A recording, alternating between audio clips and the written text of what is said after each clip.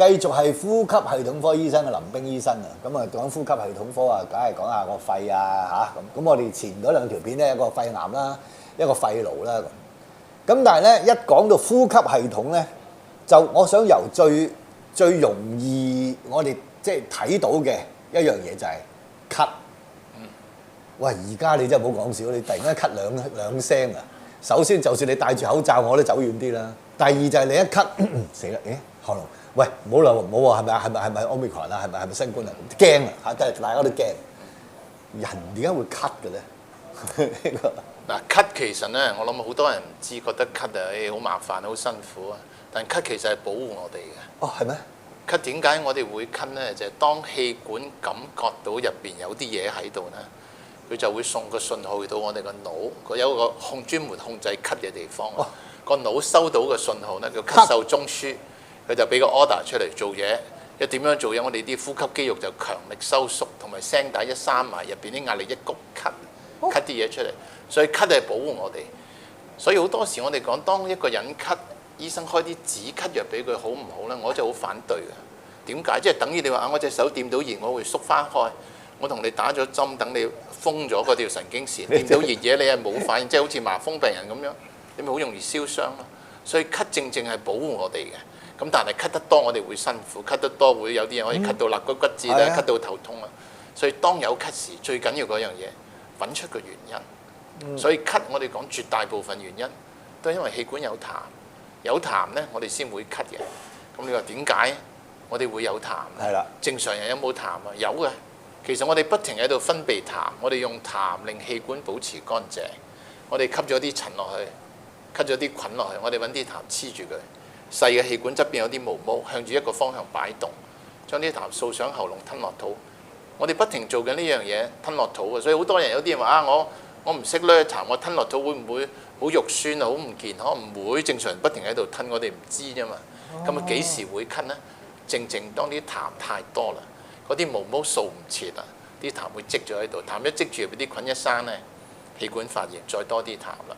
咁所以當我哋講下嘢，氣流帶動啲痰喐，我哋會痕，會咳。有啲人唞下大氣會咳兩聲嘅，正就係因為有痰。所以好多時我哋話咳，我哋要解決個咳，我哋首先要揾出個原因，點解佢會痰多？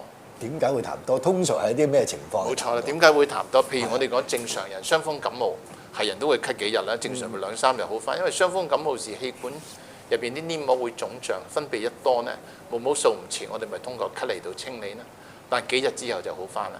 但有啲人傷風感冒可以咳幾個星期、幾個月嘅喎，咁嗰啲人通常即係本身氣管有問題啦。譬如咁樣講，我哋講哮喘係啲敏感性嘅氣管病啦。傷風感冒病毒可以令到可能8-9成人可以氣管起反應，氣管腫咗。黏膜分泌多，咪會咳咯。咳如果你唔控制埋個哮喘啊，咳就唔停啊。支氣管擴張都係，支氣管擴張係另一種常見嘅氣管病。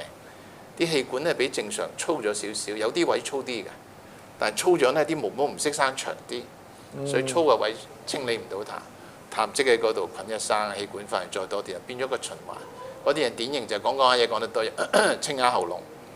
咁但係除咗氣管有問題痰多之外咧，另外有2個問題常見嘅，鼻敏感，鼻水會倒流入咗氣管，刺激會咳。鼻敏感嘅咳就典型就係瞓醒覺啊、瞓覺前啊，或者去到一個地方，一入間房或者上架的士，即刻就咳啦。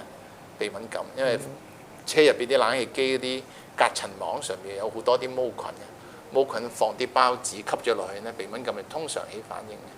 咁胃酸倒流都會咳嘅喎，酸走啲上嚟，自己可以冇感覺，氣管感應到酸，馬上起痰，又會痕又會咳，所以胃酸倒流咳就典型係肚餓時咳，或者食飽飯會咳，或者食咗某啲嘢會咳啊。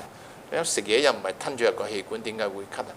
有啲嘢令我哋胃酸分泌多，胃酸一倒流咁又會咳，所以咳嗰度最緊要揾出個原因，解決咗，而唔係俾啲止咳藥。唔好咳咁啊！係，但係講起咳嚇。喂，有喉嚨痕咳，你頭先解釋咗啦。有喉嚨痛咳喎，咳到喉嚨好痛嘅喎，即係就係啦，新冠係咪？哇，即係刀割咁啊！聽講。好啦，咁個分別喺邊度咧？喉嚨痕我就知啊。頭先你講係講到繪影繪聲嗰啲，我就完全邊條嚟數。但係咁係有冇分啦？第一呢個第一嚇，即係唔好意思，好有趣，我覺得咳呢件事。第二就係痰啦。咁你話啊，如果有啲唔識攞痰，咁有啲就一咳就攞痰啦。喂，痰咧有好多顏色嘅喎，有好濃痰，有白，有唔知。咁呢啲我哋需唔需要留意㗎？即係其實一般市民就唔使留意，但係我覺得醫生就一定要留意。當病人因為呢樣嘢嚟，你一定要問得清楚，揾到個原因嘅。譬如你講得啱，痕咳嗰度咧，其實所有人咳都係因為氣管啊，氣管淨係得一個感覺，淨係識痕嘅。我哋攞把刀去戒個氣管，嗰個人都係痕嘅。係啊，氣管唔識痛啊，冇痛嘅神經線。你話我氣管痛就冇理由，我都冇痛嘅神經線。係啊，所以呢個所有人咳都係痕㗎嘛，得一種感覺嘅啫，氣管痛咧，喉嚨痛咧，一咳嗰陣時黏膜腫脹，一腫就會痛啊。所以你講嘅新冠肺炎令到個上呼吸道呢度腫咗就會痛咯。咁當然我哋話有啲人半夜瞓喺度胃酸倒流，瞓醒覺一樣喉嚨乾啊痛啊，嗰一陣就慢慢好咗啲啦。嗰個真係一個局部有少少發炎嘅關係，係啊。即係呢個就痕同痛嘅關分別啦。咁你講痰嘅色水咧，我諗傳統上好多人都話啊，我見到啲有綠色痰，有啲黃色痰，即係有啲細菌感染啦。其實痰點解會有色咧？痰嘅色水來自一樣嘢嘅啫，痰入邊啲白血球多定少？如果好多白血球喺度咧，佢就綠色；少啲嘅黃色，再少啲嘅白色。咁點解會有白血球咧？傳統講啊，細菌感染啦，白血球同啲菌打仗，陣亡啊白血球，跟住啲痰走出嚟，所以我哋食下抗生素幫佢快啲打贏場仗，有個好處。呢個係一部分正確。點解叫一部分正確？因為我哋知道只要白血球多就會有色水，譬如哮喘病人冇菌嘅，啲痰一樣係綠色嘅，好多白血球喺度，所以都要分。係咪有黃痰綠痰就一定要俾抗生素呢？如果嗰個人本身有哮喘嘅，唔係用抗生素嚟醫嘅。所以痰嘅色水表示嗰個白血球多定少。咁痰嘅性質有啲話啊，好多泡喎，胃酸倒流引起嘅痰就好多泡泡啊，白色嘅，好比較黏嘅。咁當然我哋上一次都講過肺癌，有一種肺癌亦都會好多痰嘅，同埋啲痰係好鹹嘅。咁所以當嗰個病人有一個症狀好緊要嘅啫，所以我哋問病歷一定要問得好清楚。你日頭咳多，夜晚咳多，夜晚咳多係瞓覺前定瞓到半夜？因為瞓到半夜呢，哮喘係半夜咳多，胃酸倒流係半夜咳多，而支氣管擴張就瞓覺前咳多，瞓醒覺會有兩聲咳，所以唔同嘅時間亦都會有個關係喺度。好，我咧就識啲朋友，即係有兩個我嘅 size 咁樣啦嚇，即係都係叫肥胖人士啦。喂，佢唔使跑步嘅喎，佢行過嚟就咁行過嚟，對住我開始講嘢啫。唔知點解已經開始喘氣，咁樣即係喺零舍係唔知點解係需要我哋即係氣定神閒咁。我話你跑過嚟，唔係啊，我啱啱喺個位度行上嚟。或者就算企喺度，有時我咪睇戲咧，隔離即係坐住一個都係真係特別嘅，係肥胖啲嘅。咁我就想問，肥胖啲嘅人對嗰個呼吸會唔會係零舍容易舐嘢㗎？你講咗兩樣嘢，有兩個可能性。第一咧，肥胖啲咧，負磅比較重。你個賽馬運動都係啦，負磅重嗰個梗係蝕底啲嘅。當佢孭住咁多嘅重量，就算你覺得好輕鬆嘅嘢，佢覺得辛苦嘅。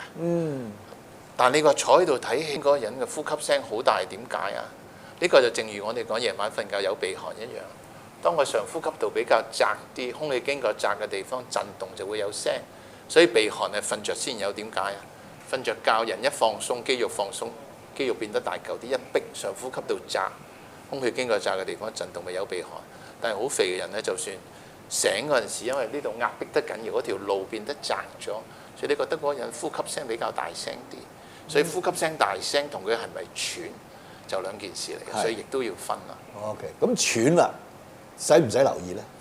絕對要留意，即係無情百事都喘氣啦，係即係意思。咁即係，所以好多時我哋話啊，嗰個人話我行路行一層樓梯到氣喘喎，咁啊點解啊？我哋話喘咧，通常三大類原因嘅。譬如嗰個人嘅心臟功能弱啲，會喘啊。因為當我哋心臟個泵，當我哋行路啊做運動啊，心臟要做多啲嘅泵啲血出嚟。但係如果個功能弱咗，啲血泵唔出，谷咗喺個肺度，肺一實咧佢。唞氣要用力，佢就覺得喘啦。咁所以心臟功能弱會喘嘅。第二就係呼吸系統嘅病啦，譬如肺有事啊，譬如氣管有事啊，咁一樣會喘嘅。第三就係貧血啦，貧血嘅人一樣行路會喘，點解呢？因為我哋呼吸吸咗啲氧氣入咗個肺，仲要由個肺道走入個血管，但係去到血管入邊運送氧氣嘅交通工具就係紅血球。紅血球每隻紅血球坐4隻氧氣嘅，佢送啲氧氣去到組織吸收啲氧氣，所以血入邊啲紅血球比較少，貧血人士呢，嗰啲車比較少啊，所以只有心臟跳快啲，一行路會氣喘啊。所以氣喘嘅人行路氣喘嘅3大嘅原因，我哋要分嘅。好啦，咁係啦，咁佢要正視啦。如果唔正視嘅話，佢哋會達至。當然最常見行路喘都係缺乏運動嘅。唔係㗎，即係唔知點解係冇嘢，佢行路啫嘛，或者就咁企喺度都喘氣，或者做講嘢啫嘛。我見到有啲即係比較肥胖嗰啲人咧，喂，我覺得咧講幾句之後，就突然間就要好大力咁喘氣㗎啦。咁需唔需要去揾你傾下偈咧？當比較肥胖咧，個肺負嘅重之後胸腔，我哋其實唞氣咧，我哋要個肺要膨脹嘅，佢出邊太重啦。佢每一啖氣就好細嘅，佢又要講嘢，即係呼氣，掛住講嘢咧，再索氣咧，加埋有負磅，就變得吃力啲啦嚇。當然另一類咧，當我哋氣管有少少痰嗰陣時咧，一講嘢啲痰會喐，我哋會想咳啊，我哋自我保護就自動呼吸淺少少，亦都好似好促，所以有啲人嚟睇話，我一講嘢就氣促，但行樓梯冇事喎，咁你知啦，係有啲痰嘅關係啫，所以都要攞嚟分啦嚇。有冇呢啲呢種咁嘅呼吸性呢啲嘅咳啊痰啊？有冇一啲先天遺傳嘅？有冇關係㗎？有冇影響？有，譬如我哋講哮喘啦，哮喘啲人話我咳得耐變哮喘，唔會㗎。哮喘一定係天生個體質敏感啊，遺傳決定嘅，唔會咳得耐變哮喘，係個體質係遺傳嘅。咁有啲我哋講支氣管擴張嘅人係因為遺傳。氣管入邊啲毛毛應該一個方向掃啲痰上嚟，但係有啲人咧遺傳啲毛毛係相反方向，啲痰咪掃唔出啦，嗰啲咪遺傳啦，係有嘅。但係其實經過一啲藥物治療或者喺你方面去就係其實都係可以根治嘅。有啲可以根治，我哋譬如話譬如哮喘，我哋淨係講控制，因為遺傳引起啊嘛。所以最緊要我諗，當有個症狀揾出個原因，解決個原因，咪冇咗個症狀咯。咦？呢個咳嚇痰喘氣，其實都原來都有好多嘢講㗎，即係有長知識，今日真係開心。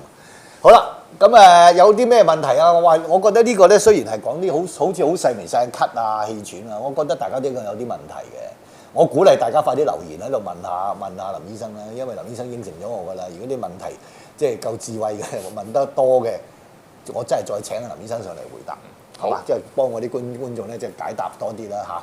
咁啊，今日咧好多謝晒啊呢個呼吸系統科醫生阿林彬醫生啊，同我哋做咗3集肺癆、肺癌同埋呼吸系統嘅咳啊，呢啲好似看似小事，但係真係唔好睇輕。咁啊，同我分享呢條片出去咯喎，訂閱健康蛋咯喎嚇，即係加入喎，再下載我哋嘅 Apps 啦嚇，即係同埋撳鐘仔，最新嘅健康蛋嘅資訊咧，係所有健康資訊都會送到你手機嗰度。多謝晒你，多謝晒，多謝。